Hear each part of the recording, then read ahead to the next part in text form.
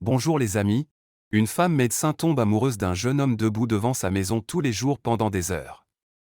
Elle veut se marier avec lui, mais que se passe-t-il à la fin? Après être devenu médecin, l'attente du mariage a commencé. Mais ma mère et mon père n'aimaient aucune demande en mariage. Ainsi, l'âge a progressivement commencé à décliner. Puis un jour, en rentrant de l'hôpital, j'ai vu un jeune homme garer son vélo devant chez nous comme s'il attendait quelqu'un. Puis, comme d'habitude, je le voyais tous les jours sur le vélo au retour. Parce que notre maison était dans la partie la plus chère de la ville, les vélos étaient rarement vus. Le jeune homme, bien que pauvre, avait l'air très beau. Il s'asseyait souvent la tête baissée, ne regardant qu'un instant quand je passais et que j'entrais dans la maison. Mais qui est-il? Et que veut-il? Bien qu'au début j'étais confus de le voir comme ça, en même temps, j'étais heureux dans mon cœur qu'il y ait quelqu'un qui m'attende. Ensuite, chaque fois que je le voyais assis sur le vélo, mon cœur commençait à battre. Oh mon Dieu, qu'est-ce que c'est? Suis-je amoureuse de lui? En tant que jeune homme, mon seul souhait était de me marier avant d'être assez vieux pour me débarrasser de toutes sortes de choses comme le sarcasme des parents et des voisins.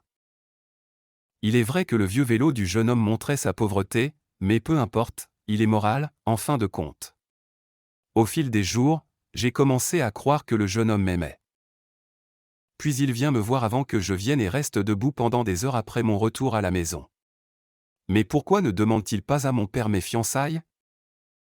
A-t-il peur que mon père le rejette et qu'il ne soit pas de notre statut? Mais peu importe. La richesse et la bénédiction d'Allah, si son vélo est vieux aujourd'hui, alors peut-être que ses jours changeront demain.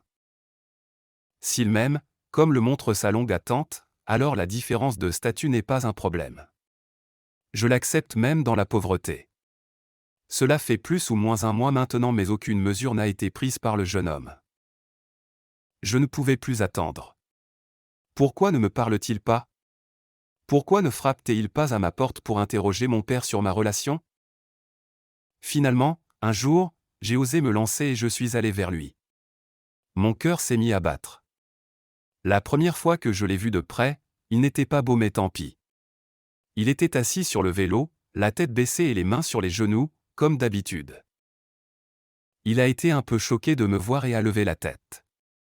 J'ai demandé: pourquoi restes-tu devant notre maison pendant des heures?